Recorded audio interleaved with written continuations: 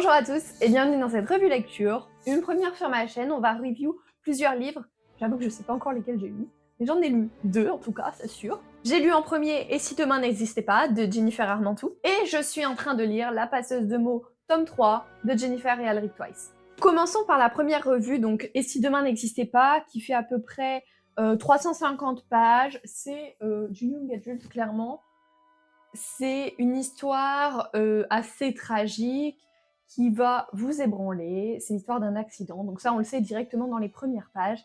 Il y a eu un accident, on ne sait pas quel type. En tout cas, la fille se réveille, elle sait qu'elle est à l'hôpital et elle a de gros problèmes puisque les gens s'inquiètent pour elle. En tout cas, c'est ce qu'elle entend quand elle est à l'hôpital.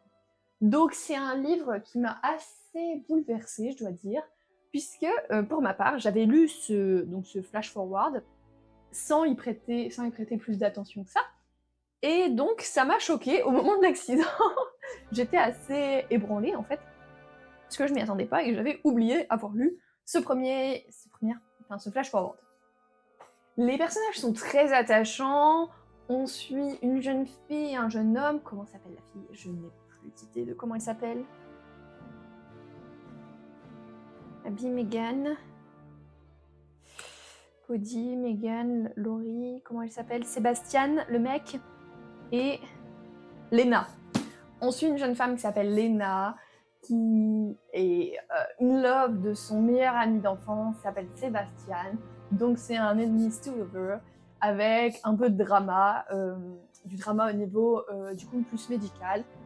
C'est assez intéressant, j'ai beaucoup aimé. Le plot est pas très original, mais l'histoire m'a prise en fait parce que les personnages sont attachants. On suit tout ce qui est après l'accident. Donc sans vous spoiler, on suit une phase de deuil qui est très importante et qui est très très bien détaillée, très très bien mise en scène et qui est logique. Je me dis pas que la fille passe à côté en fait, et ni qu'elle est trop dans le deuil. Vous voyez ce que je veux dire? Ça c'est assez important, que comme on doit décrire les émotions, parfois ça peut sembler très long en fait. Parce que dans la vraie vie, vos émotions vous les vivez, vous n'avez pas besoin de les lire. Et ici, ce qui est intéressant, c'est qu'on lit l'émotion et on lit aussi à travers Lena ce qu'elle ressent, et en même temps, on lit aussi un peu de scénario. Donc ça, c'est bien. En vrai, c'est un livre qui est très bien, mais si vous êtes un peu déprimé, ne le lisez pas, puisqu'il est... la fin est plutôt joyeuse, mais il y a quand même pas mal de déprime à l'intérieur, sans vous le spoiler. Très bon livre, je recommande. Peut-être pas en lecture feel good, même pas du tout en lecture feel good, mais un beau young adulte, je pense qu'on peut le lire à partir de 15 ans. Avant, ça va faire juste, parce que c'est quand même vraiment traumatisant. Mais 15 ans, c'est pas mal, je trouve. Peut-être 14 si vous êtes un petit peu mature, mais 15 ans, c'est bien. À ce livre, je pense que je mets 7 sur 10. Globalement, bonne lecture, ça se lit bien, ça se lit facilement, la plume est correcte, enfin, la plume est même très bien. Et c'est un livre qui m'a plu. Je le relirai pas, je pense. Mais c'est un livre ok, très bien. Atchoum.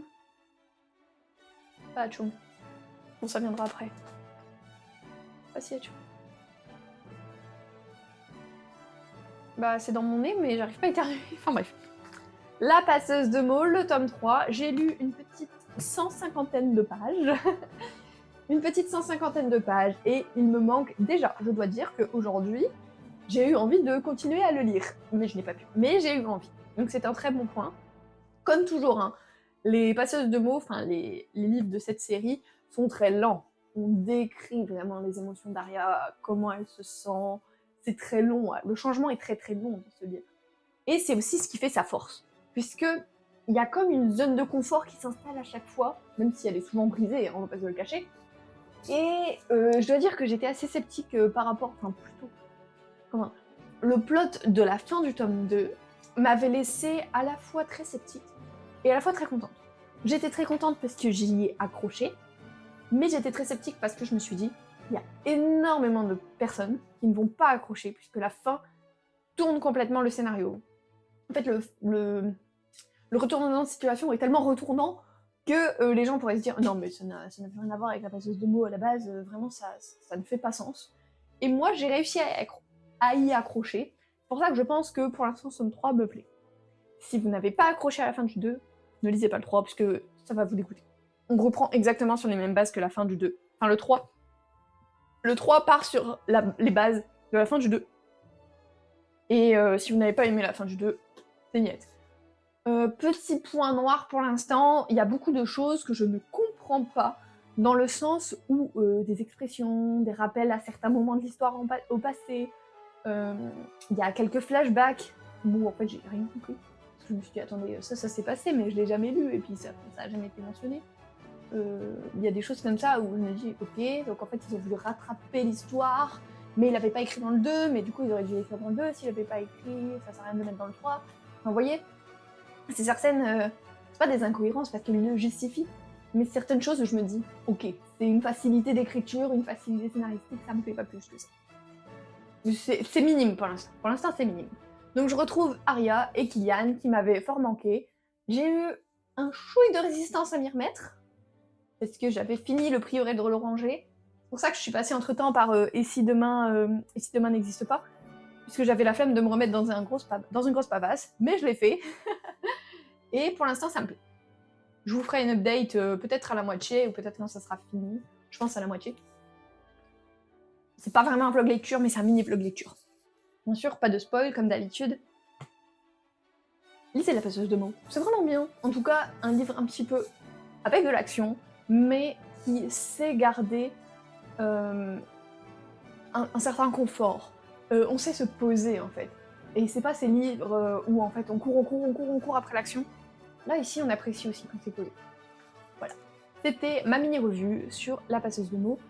Et après, j'ai d'autres livres. Je sais pas encore lequel je vais continuer. Ou alors, si ce vlog lecture va s'arrêter sur juste ces 2 livres, parce que je l'aurais commencé il y a 1 mois et demi et je l'aurais toujours pas fini. Ce qui est possible aussi. En tout cas, je vous fais plein de bisous et je vous dis à la prochaine fois. Bye bye!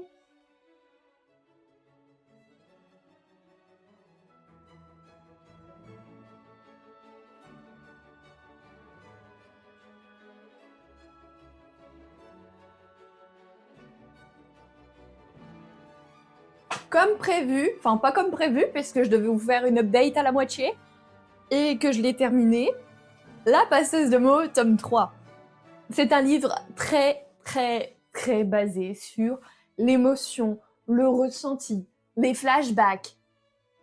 C'est vraiment un livre, si j'avais pas envie de lire le type, entre guillemets, La Passeuse de mots, donc des livres très lents, qui se posent, qui explorent les émotions en profondeur, j'aurais pas apprécié. Mais comme j'avais exactement envie de lire ce type de livre, j'étais très ravie. Donc c'est assez paradoxal puisque j'ai quand même passé des pages de flashbacks, surtout des flashbacks sur un des personnages principaux, qui était très long, sur son passé, etc. C'était long, bon Dieu que c'était long. Et moi j'avais envie que ça bouge. Et au début ça a assouvi mon besoin, le fait que ce soit un peu lent, qu'on retrouve les personnages au fur et à mesure, ça fait du bien, parce que j'ai laissé le tome 2 il y a un bout de temps. Mais à un moment je me suis dit, il faut que ça bouge. Et ça bougeait pas, donc j'ai passé des pages. J'ai passé quoi, maximum 5-6 pages, voire 7, genre les flashbacks, et ça ne m'a pas du tout empêché de comprendre. Excusez-moi, je tapais dans le micro. Ça ne m'a pas du tout empêché de comprendre la fin. Bien au contraire, je l'ai encore plus apprécié, car j'ai profité du livre. Donc c'était un bon livre. J'ai envie de lire la suite. J'ai réservé la suite à la bibliothèque d'ailleurs, que je vais aller chercher très prochainement, puisque j'ai envie de continuer. J'ai envie que la relation Arya-Kylian se développe encore plus. Et ça me frustre légèrement, on tourne un petit peu en rond à certains moments. Seul point négatif, avec un peu de lenteur toujours, mais comme je vous disais, cette fois-ci ça m'a moins dérangé puisque j'avais envie de lire un livre qui était plus lent. Elle fait des ronrons. Elle fait des ronrons. Lala.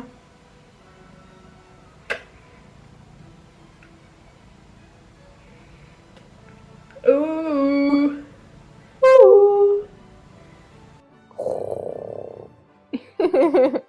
Pas les fils. Yellowface de Rebecca Yarros. Pas du tout. Yellowface de Rebecca Kwong, que j'ai commencé. Je suis à 117 pages. Donc c'est l'histoire de deux amies entre guillemets, puisqu'elles sont pas vraiment amies, elles font semblant, deux amies auteurs. Donc l'une très célèbre, l'autre un peu moins. et donc il va se passer des choses. En tout cas, dans tous les cas, c'est dit dans le résumé, donc je peux vous le dire. En fait, l'auteur la plus célèbre, donc des deux amis, meurt, et l'auteur moins célèbre reprend son manuscrit et s'approprie le manuscrit de son amie défunte. Donc là, depuis ce qui est dit dans la 4e de couverture, c'est raconté dans le bouquin. Donc là, j'en suis là, et on n'a toujours pas avancé depuis la 4e de couverture. Vraiment, toutes les 100... Attendez, j'en suis à combien? 117. Donc les 117 premières pages, c'est exactement ce qui est dit dans la 4e de couverture. Et c'était un livre qui était très hypé, je l'ai vu un peu partout, oui, le meilleur, etc. Un peu déçue, parce que pour l'instant, il se passe rien. Enfin, il se passe rien, et je ne suis absolument pas en adéquation avec la personnage principale, qui s'appelle June. Donc je ne suis pas en adéquation avec cette fille, je ne comprends pas ce qu'elle fait, et même si je comprenais ce qu'elle fait, je n'y adhère pas. Donc ce sont des choses qui m'embêtent dans cette lecture. En fait, je me dis, j'aurais jamais fait ça. Et c'est ça qui me bloque sur ce livre, puisque je ne m'identifie pas du tout au personnage principal. Et en fait, je me dis, bah si c'était moi, l'histoire n'aurait pas eu lieu. Voilà. Donc en fait, c'est un peu des histoires basées sur des mensonges et des non-dits, et c'est pas ce que je préfère. Des histoires où juste ça me manque un peu de communication, et la communication aurait réglé le problème. Et bah là, je me dis que c'est ce type d'histoire. Voilà. Pour l'instant, un peu déçue, je vais continuer de le lire, bien entendu.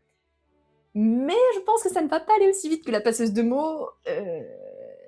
D'autant plus que je suis pas très accrochée. Je dis pas que je vais l'abandonner, je dis qu'on verra. Je me laisse le choix. Voilà. Sur ce, c'est la fin de cette mini-update. Je vais retourner faire un short pour, du coup, La Passeuse de mots. Et si demain n'existait pas.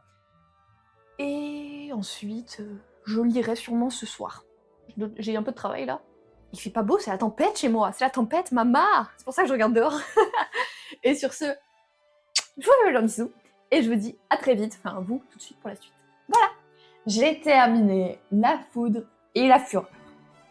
Je vais être un petit peu moins critique que ce que j'ai pu dire auparavant. Il me semble que j'ai été très critique sur la première partie. C'est effectivement très cliché. C'est du young adulte pour des personnes assez jeunes. En fait, les personnages sont pas si jeunes que ça, les personnages ont 18, 19 ans, tu vois. Mais l'écriture laisse penser que les personnages sont très jeunes. Donc quand il y a eu une scène de... Voilà, j'étais très mal à l'aise. Vraiment, ça dure pas énorme, hein, mais je n'ai pas aimé. J'ai pas aimé cette partie. L'histoire s'améliore au fur et à mesure de l'écriture. On part sur un début très cliché, un plot twist encore plus cliché, et la fin c'est un petit peu mieux. La fin j'aime mieux. On va dire que on va dire à partir des 400, 300 dernières pages, c'est mieux. C'est mieux écrit. Le lore est plus approfondi et on se base plus sur le lore et un peu moins sur les relations. Bon, la relation, c'est toujours la relation qui prédomine. Et j'ai fini par m'habituer à ce love interest très cliché. Au final, il est mignon. Mais il sera pas dans mon tableau des croches. Hein. Ils vont plutôt bien ensemble, ils sont très mignons. Mais moi, ça me fait pas couiner. Et en fait, je vois vraiment ça comme un livre. Je ne suis pas plongée dedans. Je m'identifie pas du tout à la personnage principale. Elle a un sacré caractère. J'ai vu un petit short qui disait oui, les filles avec le plus de caractère dans les livres, et celui-ci c'était le premier. Donc ça m'a fait bien rire. Mais elle a du caractère, mais c'est pas un bon livre. Donc je vous le recommanderais pas forcément. En tout cas, peut-être en première lecture un peu grosse, vous voyez, avec un peu de pages, il y a 500 et des pages, 550. Pour une première lecture, si vous avez jamais rien lu d'autre, ça peut peut-être le faire. Franchement, c'est, on va dire, une lecture Wattpad. Une lecture Wattpad. Mais si vous avez un petit peu plus d'expérience, comme moi par exemple, j'ai lu pas mal de livres quand même, roman fantasy, ça va pas vous satisfaire du tout. Pas du tout. Moi, franchement, pour quelqu'un qui n'a jamais lu de roman fantasy, je dirais que ça peut être un 7. Pour moi, ce sera un 4 ou un 3 sur 10. Ouais, pas plus. Pas plus parce que c'est pas une catastrophe, mais c'est pas bien non plus. La plume est pas horrible. La plume est normale. Tiens. Juste le problème, c'est ce qui se passe. Vous voyez, si je disais à une enfant de 13-14 ans d'écrire un roman avec des gardiens ailés protecteurs, c'est ce qu'elle écrirait, je pense. D'où ma réflexion de c'est pour les jeunes. Sur cette revue lecture se termine là. Je ne vais pas en lire plus pour ce mois-ci. Déjà, il faut que je finisse et on est mardi. Là, je me suis dépêchée de terminer celui-ci.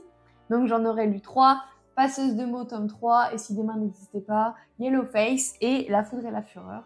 J'espère que cette revue lecture vous aura plu, que vous avez bien aimé mes petites réactions et que ça change un petit peu du format vlog lecture habituel où je reste vraiment pendant 40 minutes sur le bouquin. Là, je me dis que ça peut un peu changer et ça sera peut-être un peu moins redondant que ce que j'ai pu faire avant. Sur ce, je vous fais plein de bisous et je vous dis à très bientôt dans une nouvelle vidéo. Bye bye!